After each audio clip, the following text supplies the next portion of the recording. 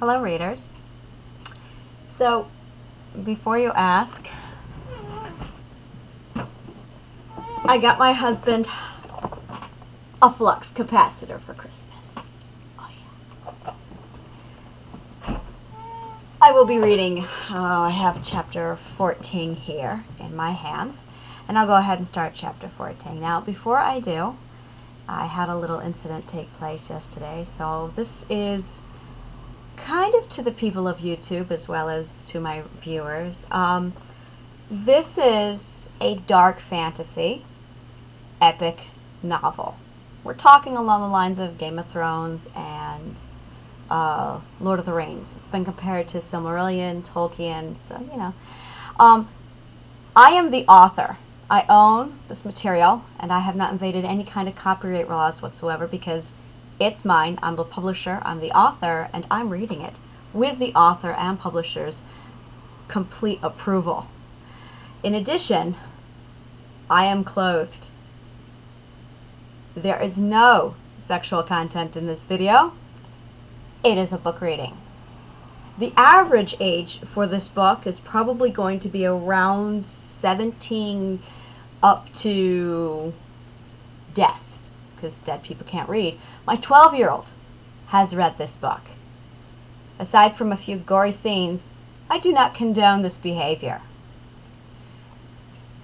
So, before you delete this reading off of YouTube and say that it's invading your guidelines, it's a book reading and it does not condone violence, aggression, horrible things. I'm not threatening anyone. I am clothed and it's mine. I have the rights to read. So there's no copyright laws here as well. So yeah, in the meantime, if you haven't seen it yet, chapter 13 is not currently on YouTube for obvious reasons.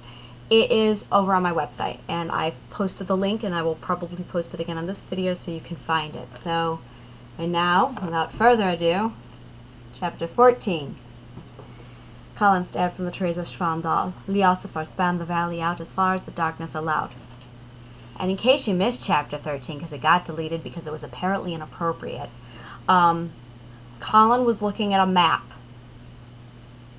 and decided she was going to, well, really it was just a, this is how we're going to proceed with the war. That was like it, so. Yeah, okay, anyway. Kallan stared from the trees of Shvanda. Leosifar spanned the valley out as far as the darkness allowed. Hundreds of lights from campfires and torches peppered the camp. Kallan watched, hidden away in her enemy's shadow, her whispers heard only by the rolling wind beneath the midnight moon. 7,000 slaves, 7,000 fathers, 7,000 sons whose wives and mothers will weep, all unaware of their fate the dawn will bring. Kallan memorized the face of a lone soldier who sat polishing his sword before a fire. Are your thoughts filled by a wife, a lover, your child? When this battle ends and you, my friend, have fallen, what children will be left to die in Gunir streets? Kallan watched his scarred hands as they slid up the blade with care. How I hate to kill you, she whispered. How I hate more that you seek to kill me. And how I hate most your bloodthirsty king who orders the slaying of my kin. Kallan blinked back her hot tears.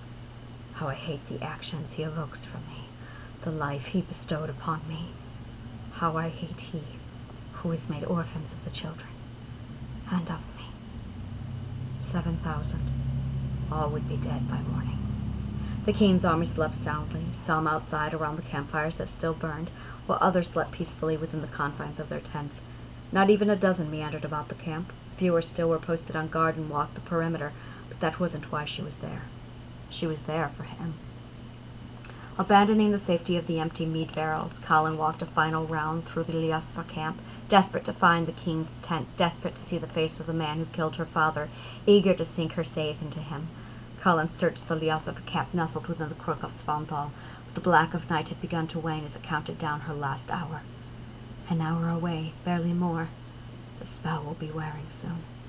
Suppressing a loud sigh, Kallan bit the corner of her bottom lip and made for the trees. She stepped around her warrior and studied his sleeping face. Somebody's son. Somebody's father. She frowned at the waist. This one will be wriggling on the end of my sword soon enough. Kallan doubled her pace. Trees were just in sight. A guard walked by and stopped, studying the soil where Kallan's foot had touched the ground. She held her breath, afraid to move while he searched for the source of her print. He raised her eyes and looked right through her, peering hard into the shadows where she was heading. Only when Kallan felt his eyes pierce her beating heart did he move on, leaving her free to breathe and a clear path to the wood. She softened her footfall and hastened her step. Within 20 paces she had exited the camp. Another 10, and the spell wore off. 5 paces. A lonely Ossifer out for an early hunt had spotted her. 2 paces more, and he was following her. Kallan decided not to kill him. She wanted to. It would be too easy. A flick of the wrist and he would be dead on the forest floor where only a skilled tracker could find him. But she knew better. A missing hunter in these woods on this night was the last thing she needed. She diverted her path, hoping to lose him yet again. Despite every attempt she made, she failed to shake him. Kallan listened to the forest behind her. She had to strain to hear the offset rhythm of the Liasafar within the subtle winds. Only Dagon had ever given her such trouble. Whoever trained him well. Kallan clutched her fists, forcing her arms stiff at her side. The Liasafar clothes fooled him now, but the moment she summoned her scythe, he would know she was no common peasant. Dawn would soon come, and Dagon would be ready to ride into battle. She was running out of time. Kallan stopped and stepped to turn, to confront him, but in that moment the silence changed. The shapes within the trees shifted, and a new chill brushed her skin. Kallan slowed her breath as she fought the urge to attack. Not the Liasafar behind her, but the sudden whisper in the shadows within the forest's umbra. A shiver ran along her spine. Her insides quaked, and her hands flew to her neck for the pendant that was not there. Cold crept down her face as she remembered. Mother's pendant is on my desk. She tightened her hand into a fist. 5, she counted as their indecipherable whispers wakened ancient dreams she could not remember. Kallan leaned closer to the nameless shapes, desperate to hear what words they spoke, eager to force the forgotten memories as the Liasafar watched from behind. Closer they moved, the whispers growing with the darkness. The shadows withdrew as an animal snorted. Kallan spun about and froze. A wild boar, displaying its teeth behind its tusks, stared with beady black eyes. Undaunted by the fact that the beast outweighed her by 300 pounds, Kallan raised her hands as the animal pawed at the ground. A single pulse through its heart is all I need. If I can just touch it. The boar squealed and charged. Its muscles rippled as its hooves pounded the ground, and Kallan, holding her breath, braced for impact. A sudden squeal became a scream, and the boar hit the ground, sliding to a halt at Kallan's feet as it kicked the air twice, twitched once, twice, then no more. A Liasafar arrow, perfectly positioned behind the boar's front leg, protruded from its heart. Discreetly, Kallan drained the scythe from her arms and spun to the Liasafar who had stepped from the forest. Clad in brown leather armor, he lowered a bow to his side that he gripped with a gloved hand. A quiver hung from his belt next to a small hunting dagger. Had it not been for his large arms honed from years of swordplay, she would have mistaken him for an ordinary hunter. "You're a long way from home, princess." His words fell like ice down her spine, and she fought the urge to attack, to kill and run. Kallan swallowed the lump that had risen in her throat. She raced through the number of possible replies, each one as unlikely as the last. The back of her neck burned with rising panic. Everyone knows the forest is out of bounds. His stern, silver-blue eyes held her full attention. What caused you to break the king's law? He doesn't know. She swallowed the scream that had filled her throat as his voice rolled over her like Odin's thunder, and her shoulders dropped. She drew breath again while she scrambled for a credible answer to give. "Your men," she said. "They followed me." The hunter raised a curious brow. "We are alone," he said. 5, at least, stood among the bushes. She pointed toward the trees. "Only moments ago, your comrades!" She ensured her voice remained strong. The Liasafar moved his hand to his dagger as Kallan listened for the shadows, but the whispering had ceased, and the night's bottomless black had ebbed, leaving behind the last of the usual forest shadows of the night. The Liasafar shook his head. "I came alone." Kallan studied his face for deception, but his vow was adamant. He spoke the truth or lied well. The empty trees rustled, then stilled. "I felt their eyes," she whispered. "They were there, whispering. Their voices riding on the wind." Dismissing them as the Liasafar's comrades had seemed such a simple explanation, but he appeared more perplexed about their existence than she. I felt them," she said. Placing a hand to her shoulder, the Liasafar pulled her beside him and looked hard into the darkness. The trees were eerily void of wildlife. "You think I'm mad," Kallan said, but the hunter shook his head. "The forest is too quiet. The hunter searched the empty black.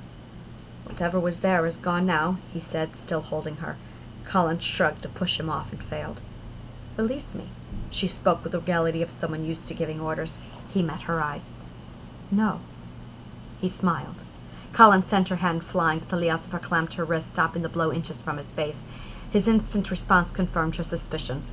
You move too efficiently to be a mere hunter, and don't underestimate me. The Liasafar and the Dokafar assessed one another. After a moment, Kallan's face split into a wide grin, and the Liasafar shook his head. While appearing to restrain a chuckle, he released her wrist and whipped his arrow from the boar's carcass. Kallan twitched with the temptation to attack as a streak of moonlight spilled over his back. What were you trying to do anyway? He asked, wiping the blood from his arrow onto the boar before sliding it back into his quiver. Kill it, she said. Kill it. The Liasafar grinned. A little thing like you?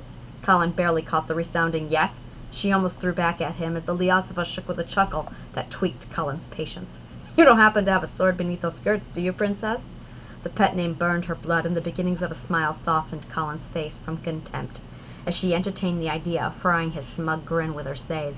No, she said. I was going to use the sword under your skirt. The hunter refreshed his laughter. Why were you following me? She asked, eager to end his amusement. He proved just as eager to play her game. Why were you leading me in circles? Why are you so difficult? He shrugged. A man has to have his hobbies. Kallan narrowed her eyes. Don't you have a wench to woo or a boar to clean? Kallan said, attempting to be serious. Don't you have some husband to please? Kallan straightened her back in defiance. I don't do well in confinement. The hunter arched a single brow. You don't? Kallan shook her head. Hate it, she said, his temperament putting her at ease again, the approaching dawn forgotten. And are you? He asked. Confined, I mean. Too often. Kallan grinned again as she cocked her head at the Liasafar. The first of the birds had started to sing. Why are you here if the forest is so forbidden? She asked. With a bow's staff, the hunter tapped the dead boar. The king would be most displeased, Kallan said. The hunter shrugged. The king can be forgiving. I've known a different king, she said, and sauntered away from the boar. Do you? The Liasafar fell and stepped behind her. Know the king. Kallan stopped, her thoughts adrift in better places. I know the children his war has left behind, she whispered. Children? The Liasafar furrowed his brow and stepped closer. Countless children, she said, made orphan by the slaughtering of their kinsmen and left to die. Lost in thought, she paid no mind to the lock of her hair he brushed back. Startled, she turned and met his eye. Like ice, they shone with silver blue. Too long I've held them in my arms, watching helplessly as death takes them. They mean so much to you? He asked. Kallan nodded. I am one of them. A breeze passed, sending a shiver up her spine. What have you? She asked. Have you had the pleasure of meeting His Majesty? The hunter shrugged. On occasion I've had the pleasure. Kallan scoffed. Is he as obtuse, cowardly, and spoiled as his men say he is? The hunter came to attention. What men say this? He asked, looking about as if these men would appear at once. Or does he spend his days justifying the bloodbath of our people? Kallan said. No, truly, the hunter asked. What men say this? Kallan couldn't help but chortle as she continued her stroll back towards Svandal. The king is kind, the hunter said.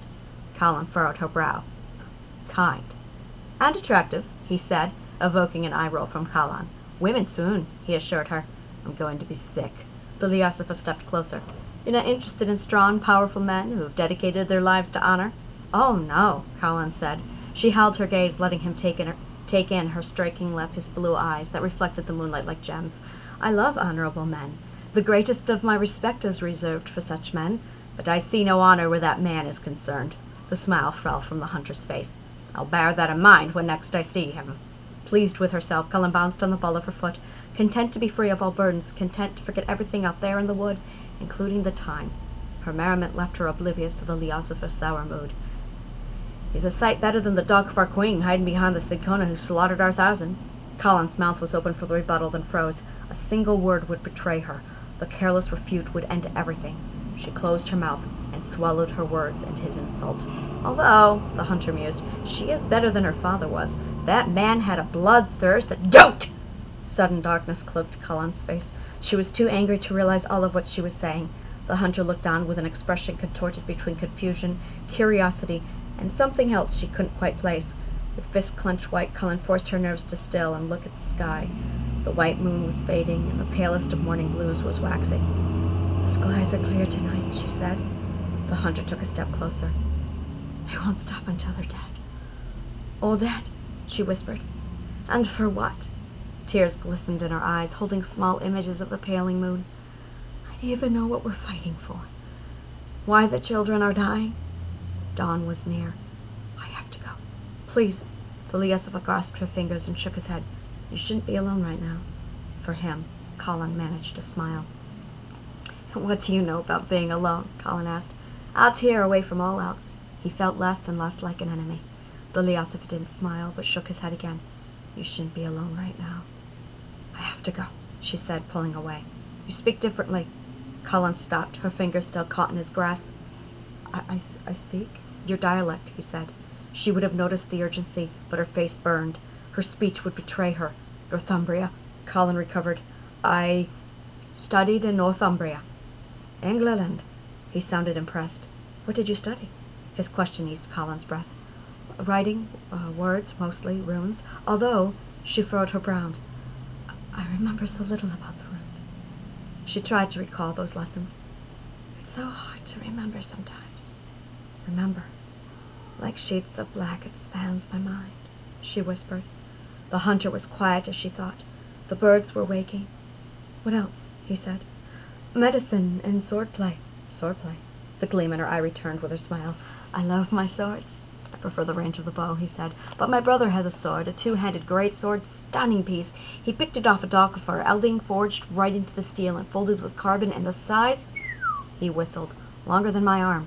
Kallan did well to disguise the bitter distaste that filled her mouth with the sound of picked it off a Dockafar. She cocked her head, pretending to be curious instead. My brother? The hunter scrunched his brow in suspicion. You haven't met my brother, have you?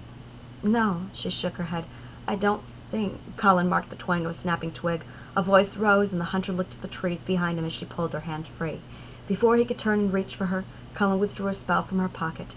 By the time the hunter looked back, she was gone, leaving only the black trunks interspersed with moonlight that cut through the darkness, and streaks of the Alfheim wood in strips of shadow. Thank you very much for listening, and I will be back with a second reading, Chapter 15 of Dolor in Shadow. Thank you.